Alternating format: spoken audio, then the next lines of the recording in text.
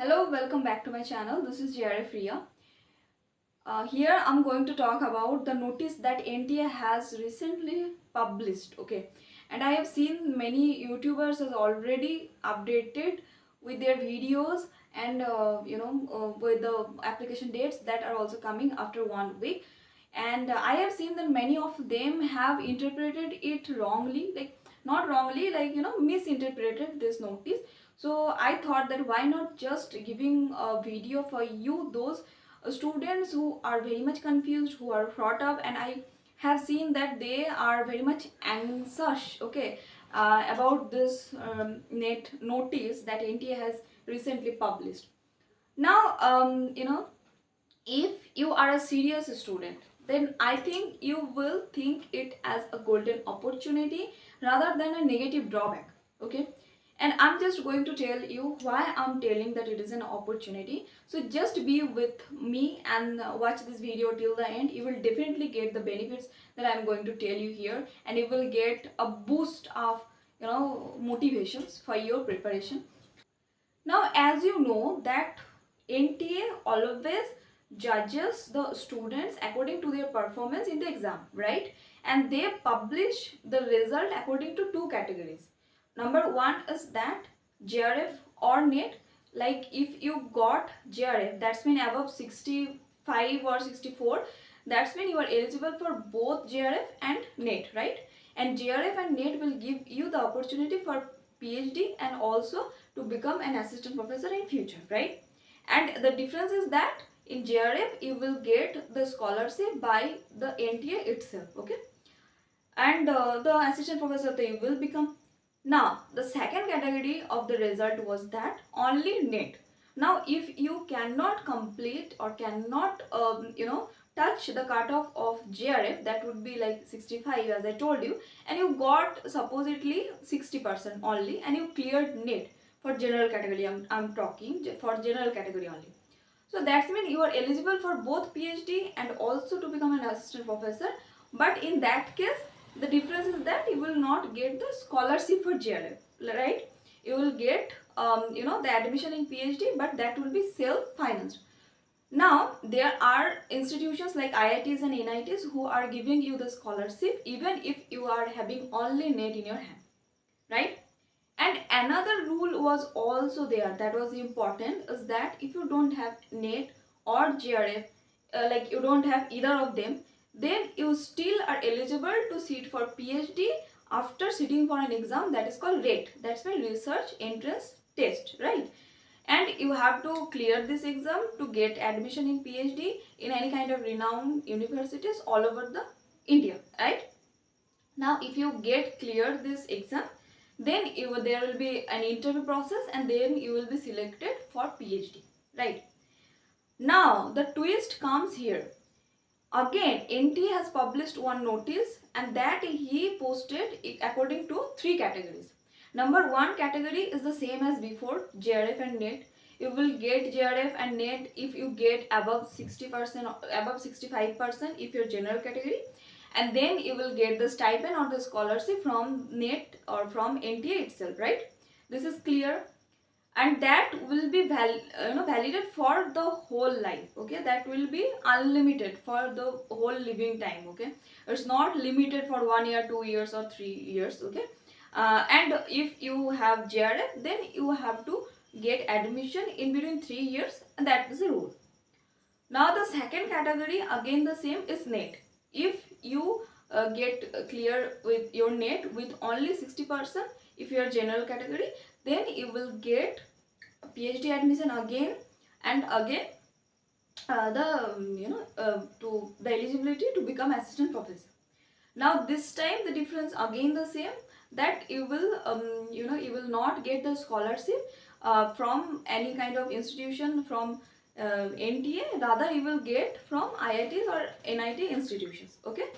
And there will be one process only, that is the interview, and you will be selected and then you will become a PhD scholar.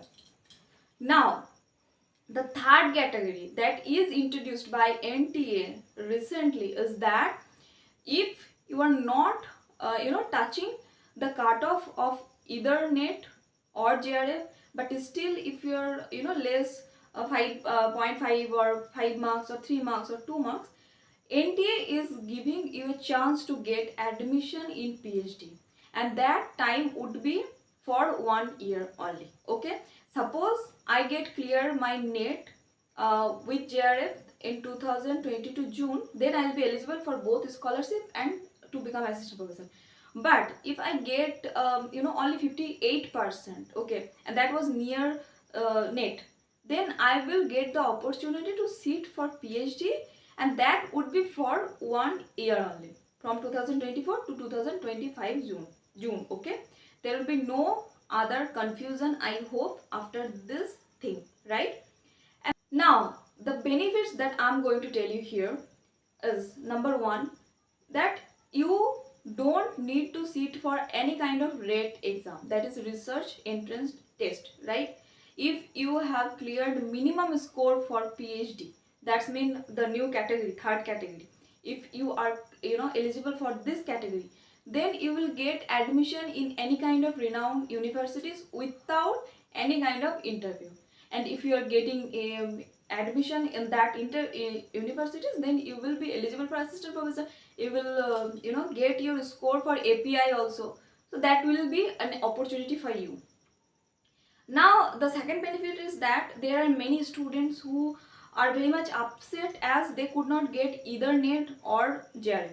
So NTA is giving the opportunity that, okay, be happy with that score also, we are giving you a chance to get admission in PhD. Okay, that's mean your 1 year is not getting lost. Okay, according to NTA, you can admit for PhD, and also you can run your preparation for NET.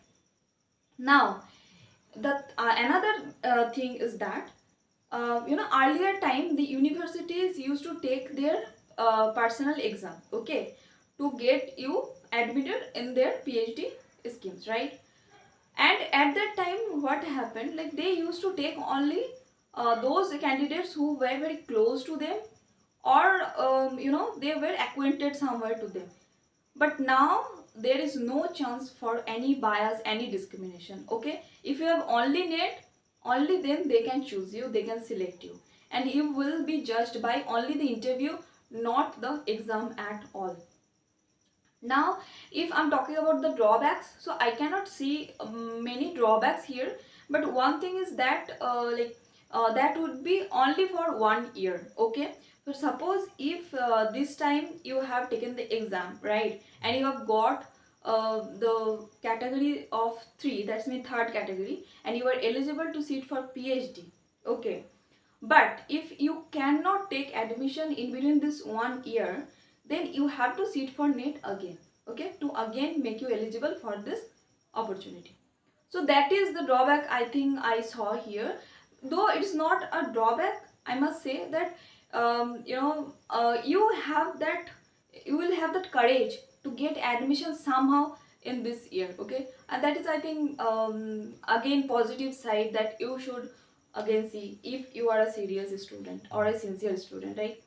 Now so here I have no time, it's time to leave. And if you are still procrastinating, and if you are still confused that you should admit or you should take any course or not, then start your preparation from now for December 2024. And I have discussed all the things, okay, in details in my description. You can check. You can also join in my demo class that will be available in YouTube as well. Now I must say one thing, that please register before you regret. And I am promising that I will be constant in this channel as well, because I don't want to waste your time that you put by commenting me in my comment section, and also by subscribing and liking my channel. Yeah, thank you, bye bye, work hard, you will definitely get there.